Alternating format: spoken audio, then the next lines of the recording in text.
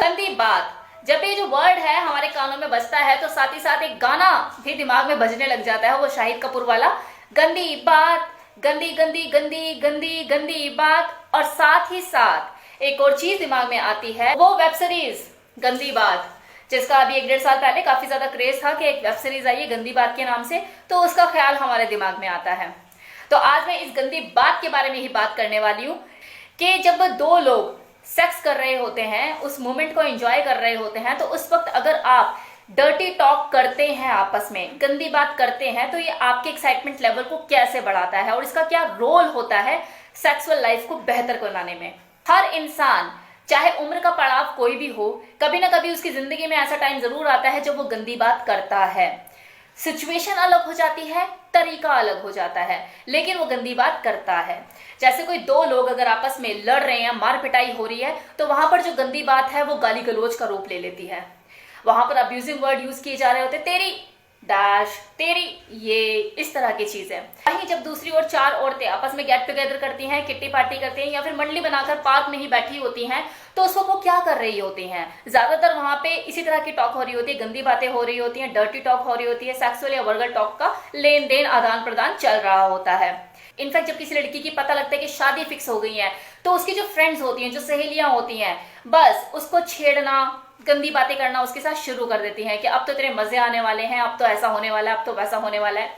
और इतना ही नहीं, जब वो लड़की शादी करके अपने ससुराल जाती है, तो पता लग रहा है वहां पर भी जेठानी, भाभियां, उसके जो बड़े लोग हैं वहां पर उसके साथ मस्तीबाजी करने के मूड में होते हैं। उससे हर कोई अपना एक्सपीरियंस शेयर कर रहा होता है और उससे प्रवचन सुनने के मूड में कोई नहीं होता।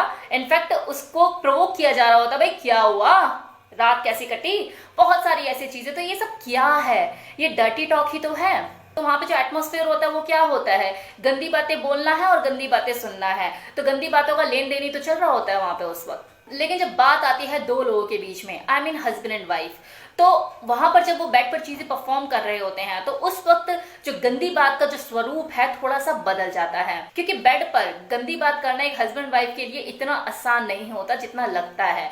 क्योंकि ट्रेडिशनल कल्चर अगर देखा जाए तो हस्बैंड वाइफ का जो रिलेशन है बहुत ही आदरणीय, सम्मान्य, रिस्पेक्टफुल वाला रिलेशन होता है। तो ऐसे में दो लोगों के लिए थोड़ा मुश्किल हो जाता है, असहज ही होता है कि वो इस तरह की बातें करें कैसे। लेकिन ये भी सच है कि जो वल्गर कम्युनिकेशन होता है, जो डर्टी टॉक होता है, ये आपके सेक्सुअल सेटिस्फेक्शन को बढ़ाने में मदद भी करता है, ये आपको स्टिमुलेट करने में मदद करता है।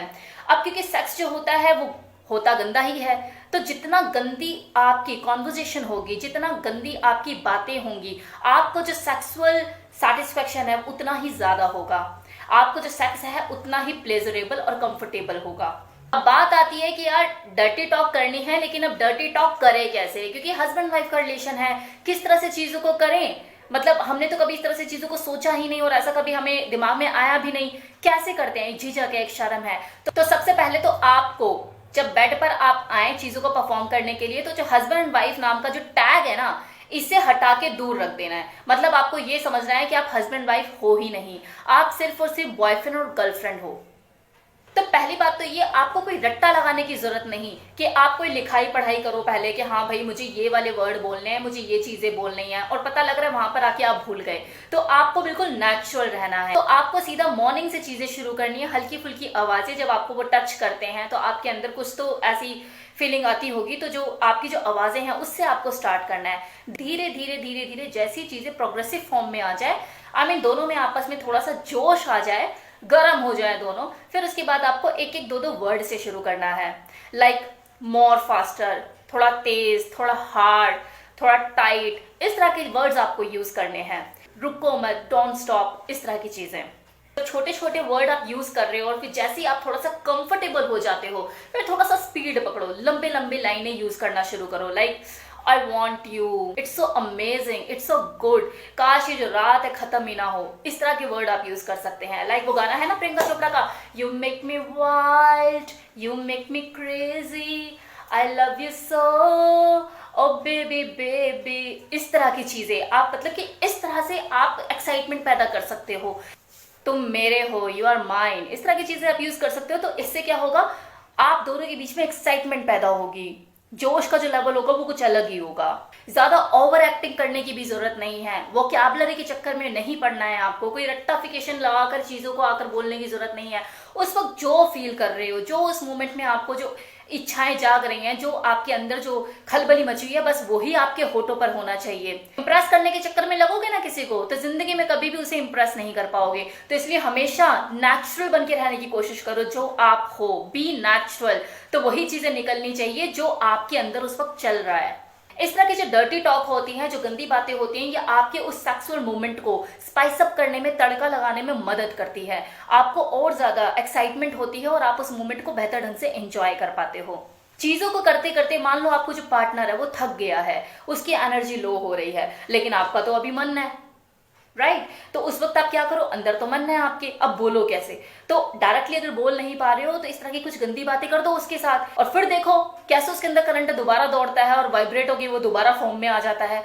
वॉइस के साथ एक्सपेरिमेंट कीजिए, अपनी जो आवाज है ना उसके साथ आप मॉड्यूलेशन कीजिए, सेक्सी आवाजें निकालिए, सेक्सी आवाजों का यूज कीजिए, सेक्सी वर्ड बोलिए आपस में। मतलब आपको हड़काना नहीं है सामने वाले को, अक्खड़पन नहीं होना चाहिए आपकी आवाज में, सॉफ्ट होनी चाहिए, कैचिंग होनी चाहिए, आवाज में उतार चढ़ाव होने चाहिए, खेलो आवाज के साथ। यहां आप ब्रेथ प्ले भी कर सकते हो, गहरी गहरी सांसें लेना और छोड़ना।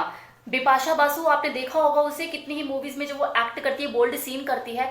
राज मूवी में आपने अगर देखा हो तो डीनो मोरिया के साथ, उसमें कितने सीन उसके ऐसे हैं जिसमें वो सिर्फ जब उसे बोल्ड एक्ट करने के लिए बोलते हैं तो बस वो गहरी गहरी सांसें लेती है और गहरी गहरी सांसें छोड़ती है, और जो उसकी मूवी देख रहा होता है वहीं पे पसीने पसीने हो जाता है कि अरे क्या कर रही है। ये बड़ी कमाल की चीज होती है, ये आपके एक्साइटमेंट को दुगना करती है। मतलब अगर आप गहरी गहरी सांसें लोगे तो जो आपका जो पार्टनर होगा वो पगला जाएगा आपको देख के।